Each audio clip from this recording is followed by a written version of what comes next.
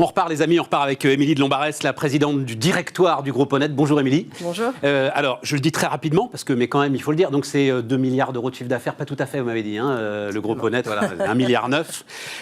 70 000 personnes. Entreprise familiale, vous n'êtes pas très nombreuses à ce niveau-là, quand même, Émilie, et vous avez une petite quarantaine d'années, c'est ça le sujet. Voilà. Est-ce que... Non, mais alors, juste première chose, entreprise familiale, et puis j'ai vu que vous disiez, vous avez fait rentrer, en fait, un fonds d'investissement au capital. Ouais. C'est un élément, je le dis juste très très rapidement, c'est un élément, une question qui va se poser pour énormément de chefs d'entreprise en sortie de crise. Cette idée qu'il faut renforcer les fonds propres et qu'il faut amener du capital. Et donc, entreprise familiale depuis 1860, 5e génération, etc. Et vous dites, en fait, ça nous fait beaucoup de bien. Vous pouvez me raconter ça ? Oui, mais écoutez, je pense que ça a été un choix en 2007, déjà d'ouvrir, j'allais dire, on va dire de façon significative à d'autres personnes ou d'autres investisseurs que la famille. Et donc là, AEMZ nous accompagne depuis 2017, maintenant, après FFP. Et je crois que c'était une vraie conviction de la famille. On a besoin de s'ouvrir. On a besoin d'un regard externe aussi sur la façon dont on conduit l'entreprise, dont on la développe, dont on la fait grandir. Et je pense que c'est ça. Ça évite l'entre-soi, vous disiez. Exactement, ça évite l'entre-soi et ça permet finalement de se challenger, d'avoir des comparables, puisque finalement ces fonds ont une expérience de secteurs multiples. Et donc ça veut dire qu'il faut accepter qu'ils soient actifs aussi. Il ne faut pas que ce soit de simples partenaires dormants qui vous apportent des fonds propres et qui disent « Oh mon Dieu, depuis 1860, on n'a aucune leçon à vous donner. » Non, il faut qu'ils apportent un vrai savoir-faire, un regard critique, encore une fois, à la fois sur les équilibres de l'entreprise, à la fois sur la façon dont on la conduit. Et moi, même dans la crise qu'on vient de vivre, ça a été un atout pour moi d'avoir leur regard, de pouvoir partager avec eux. Le conseil était vraiment actif et à mes côtés pendant la gestion de cette crise. Et cette possibilité de benchmarker. Oui, tout à fait. De voir où en sont les autres, quelles sont les idées, comment les autres gèrent. Voilà, ça donne à la fois des idées et parfois aussi... ça rassure. Mais en même temps, il n'y a pas un groupe qui ressemble au vôtre, Émilie. C'est quand même... Enfin, c'est... alors, on a raconté l'histoire. Vous partez, je crois que c'est la manutention du port de Marseille. Oui, dans la manutention. Et ensuite, vous avez développé, c'est des services aux entreprises, quoi.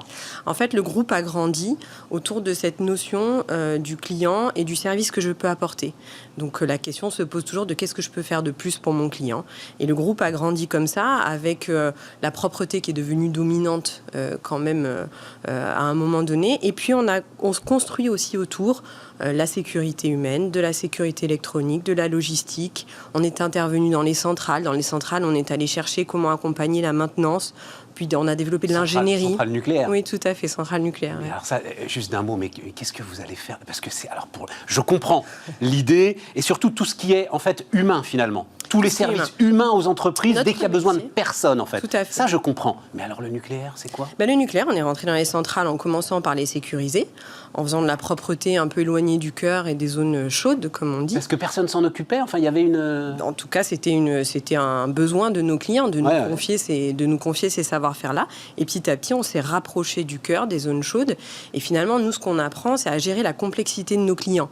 Et l'intérêt pour nous, c'est de passer d'un secteur à l'autre et de faire du partage d'expérience. Dans le nucléaire, ce qui est très intéressant, par exemple, c'est que la contrainte finalement radioactive, de la radioactivité, fait que vous avez un ensemble de process qui vous aident à réfléchir sur la sécurité des personnes, sur l'organisation des prestations, sur la formation et sur la façon dont on conduit nos opérations. Donc nous, on a de l'ingénierie, on a de l'intervention concrètement sur site. Et en fait, ça nous permet d'avoir un vrai apport vis-à-vis, par exemple, d'autres secteurs. Je comprends. Ces pratiques-là, on va aller dans, je ne sais pas, par exemple, l'agroalimentaire. Je comprends. On va dire, regardez, quand on rentre sur les sites, les équipements, comment on les vérifie, comment on protège nos équipes. Et moi, ce qui m'intéresse et ce qui nous intéresse chez Honnête, c'est ça. C'est qu'à un moment donné, la prestation de service, concrètement, c'est se mettre au service du client et identifier dans son système de production, que ce soit son site ou concrètement sa production, sa chaîne de valeur, à quels endroits est-ce qu'on peut lui amener un regard tiers. Ça, c'est une vraie croyance de l'apport du service. Alors, il nous écoute. Oui, et heureusement, j'allais dire. Ils nous écoutent et surtout... Mais non, parce qu'ils pourraient vous dire, écoutez, vous faites votre boulot et puis... Non, la crise était un bon exemple et ça a été un bon révélateur justement de ça. Pendant la crise, on a vu que quand tout s'est arrêté et qu'il a fallu redémarrer, Les clients nous ont appelés en disant mais vite au secours, à l'aide, venez, on a besoin de vous. On a besoin de vous encore une fois pour gérer nos sites, pour sécuriser nos sites, pour accompagner, alors bien évidemment la propreté, ça a été le premier sujet, les désinfections. Autant dire que la propreté, ça représente à peu près 50% du groupe. Donc toute cette partie-là a été, dans tous les secteurs d'activité qui ont repris, on a été sursollicité. Mais dans les autres secteurs aussi, encore une fois, par exemple dans la sécurité, les agents de sécurité, où on a continué aussi à sécuriser des sites avec des centrales de sécurité électronique, en fait, on a eu besoin de nous. Et les clients nous ont dit, mais en fait, c'est pas parce qu'on est là, on n'est pas là. En fait, on a dû tout adapter. Et en fait, je crois qu'un des enseignements de cette crise, c'est une vraie satisfaction pour nos équipes, c'est d'avoir senti que le client avait besoin de nous. Et on a noué un autre type de dialogue. Ah ben là, vous êtes, et puis alors c'est cette fameuse, je ne sais pas pourquoi on dit deuxième ligne, d'ailleurs, parce que moi, elle me semble assez en première ligne, enfin à peu près autant en première ligne que ce qu'on appelle la première ligne, enfin bon, bref, on appelle ça deuxième ligne. Ça veut dire, alors, venons-en là tout de suite, Émilie, parce que ça, c'est des hommes, des femmes qui ont été dans des endroits, alors c'est vrai que ce sont des experts de la propreté au sens très très large, on va dire de l'hygiène-sécurité, mais ils ont été dans des endroits quand même dans le bleu et dans l'inconnu total. Alors, il y a plusieurs... Avant tout, nos métiers sont essentiels. Voilà, l'enseignement de cette crise, c'est que nos métiers sont essentiels. Ils sont essentiels pour plusieurs raisons. Je l'ai déjà dit, on est imbriqué dans le système et dans la chaîne de valeur de nos clients. Donc en fait, quand nous, on dit ce sont des invisibles, ce sont des deuxième ligne, troisième ligne, en fait, c'est juste qu'on n'avait pas pris le temps de regarder certaines interventions et que quelque part, alors peut-être qu'il faut balayer devant notre porte, nous, on a fait les choses discrètement. Voilà. Et je pense qu'aujourd'hui, on est en train de voir que dans une chaîne de valeur, il y a des maillons essentiels et que parfois, ces maillons-là, effectivement, peut-être qu'on ne parlait pas assez fort, peut-être qu'on s'est laissé un peu oublier. Aujourd'hui, encore une fois, moi, la vraie satisfaction et l'opportunité de cette crise, c'est de renouer le contact avec nos clients. Et aussi avec la population. Moi, je pense à vos équipes, comme pour les caissières de Carrefour. À un moment, il y a des hommes, des femmes qui se sont retrouvés effectivement en pleine lumière, dont on s'est rendu compte que, waouh, si c'était pas là, il n'y a rien qui fonctionne. Oui, mais ça, c'est une responsabilité. Oui, mais c'est une responsabilité nouvelle. Ça fait 20 ans. Non, c'est pas nouveau. Nous, ça fait 30 ans que nos professions sont organisées. Vous parlez de la propreté. On a une fédération qui est organisée. Ça fait 30 ans qu'on travaille sur les agents de lumière. Ça fait des années qu'on travaille sur la notion d'agent de propreté, sur la terminologie. Il y avait eu toute une communication autour de la valorisation des agents. Et ça s'appelait agent de lumière. D'accord. On a travaillé en 2018. On a lancé une enquête sur la propreté, c'est fondamental. C'était pas d'une efficacité redoutable, la campagne, parce qu'elle n'est pas arrivée jusqu'à moi, les agents de lumière. En tout cas, elle est arrivée... Alors que là, Covid, ça y est, là. Oui, mais si vous voulez, c'est peut-être triste de se dire qu'il nous faut une crise de cette ampleur-là, parce que cette crise, avant tout, elle est quand même dramatique, humainement. Et ça, c'est quand même le cœur de notre sujet. Nous, on est dans une entreprise basée sur l'humain. Donc, ce qui est difficile, c'est qu'il faut attendre une crise dramatique et humainement vraiment complexe pour qu'en fait on réalise certaines choses. Je vous l'accorde. Néanmoins, le fait que nos métiers soient essentiels et la valorisation de nos agents, on en a toujours été convaincus. Ça ne modifie pas vos équilibres sociaux, ça ne modifie pas, le rapport... Non. Nous, entre guillemets, dans notre entreprise, dans la vision de nos métiers, ça ne modifie rien. Ça modifie le regard des gens. Donc, le regard des gens, c'est important parce que ce regard, effectivement, je vous donne un exemple. On travaille sur le travail en journée. Le travail en journée, c'est quoi ? C'est comment est-ce qu'on va amener socialement, parce que ça, c'est des engagements de responsabilité profonds. On va amener nos agents à intervenir en journée. C'est plus facile d'accès pour eux. Ils ont un contact avec les usagers finaux. D'accord ? Donc, ça veut dire que quand il faut adapter... Plutôt que d'intervenir à 4h du mat ou à 23h. Oui, voilà, c'est ça. Donc ça, et économiquement, nécessairement, c'est aussi moins coûteux. Donc, tout le monde est gagnant. Voilà. Ça, c'est un combat, mais ça fait des années qu'on le mène. Super. Voilà. Donc, si vous voulez, je pense que cette crise, encore une fois, c'est l'opportunité. On avance, oui. Là, on est en train en région. Il y a eu un déclic grâce à la crise, justement ? Alors, les clients sont plus à l'écoute. Voilà. Là, je fais une tournée des clients. Récemment, j'en ai vu certains que je suis allée rencontrer pour faire un peu le bilan de ce qui s'était passé. Et les clients sont plus à l'écoute. Parce qu'en fait, quand on nous parle de RSE et de responsabilité, nous, les outils, on les a construits. Je vous donne un autre exemple. On a travaillé sur un système qui s'appelle Biogistique. Biogistique, c'est quoi ?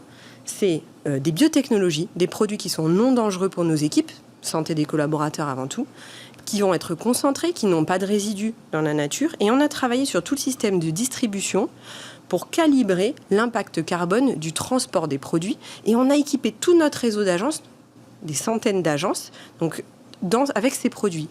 Le résultat, c'est quoi? C'est un vrai engagement responsable. Économiquement, nos clients n'ont absolument rien vu sur la facture. Donc économiquement, c'est viable. Ça fait 4 ans qu'on déploie ça, parce que c'est un travail de formation. On a demandé à nos équipes de ne plus jeter, par exemple, les contenants. Mais c'est un changement de mentalité qui prend du temps. Tout à fait. Donc tout ce travail-là qu'on arrive à faire autour de nos métiers, ça nous amène à faire évoluer nos métiers. Et je pense que demain, les clients ils seront plus sensibles. Et alors, mais est-ce que ça modifie les négociations? Parce que j'imagine que tous les ans, ça doit être comme avec la grande distribution et les éleveurs de porc, quoi. Ça doit être une bataille au centime. Non, mais c'est ça. Oui, je ne vais pas vous mentir, nos marges sont plutôt des marges faibles. Voilà. Donc, est-ce sur que ça des modifie métiers... la donne, ça? Est-ce que ces clients à qui vous avez sauvé la mise, pour certains d'entre eux, parce que ça leur a permis de rouvrir leur site, est-ce qu'ils... Moi, je compte dessus. Et en tout cas, notre vision aujourd'hui, c'est qu'on va avoir l'opportunité d'avoir de nouvelles discussions avec nos clients.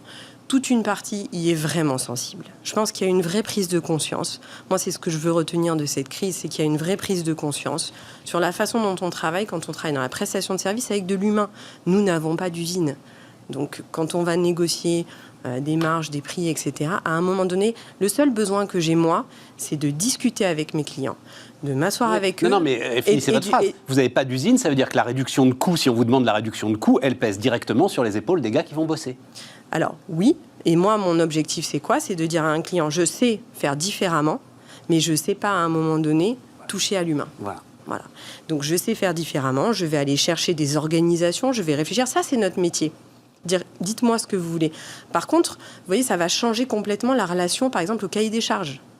La flexibilité qu'on nous demande demain. Aujourd'hui, on nous parle des bureaux, de l'usage des bureaux, etc. Donc ça, c'est la flexibilité. Nous, on a travaillé depuis un peu plus d'1 an maintenant sur ce qu'on appelle les objets connectés et l'impact que ça va avoir.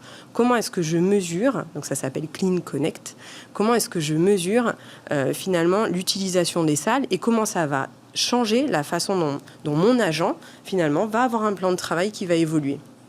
Ça, c'est une révolution.